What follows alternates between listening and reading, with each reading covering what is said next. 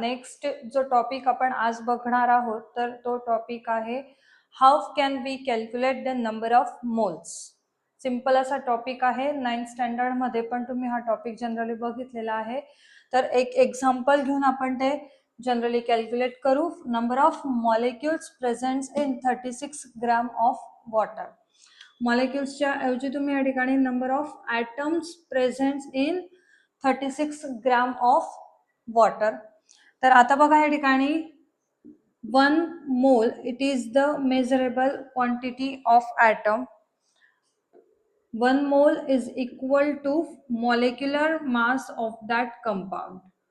Molecular mass of the compound. Now वॉटरचा जो molecular mass आहे तर तो मॉलिक्युलर मास असणार 18 because oxygen having atomic mass number 16 आणि 1 हायड्रोजनचा ॲटॉमिक मास नंबर असणार आहे 1. तर 2 हायड्रोजनचा तिथे 2 जातो 16 प्लस 2 18. ओके.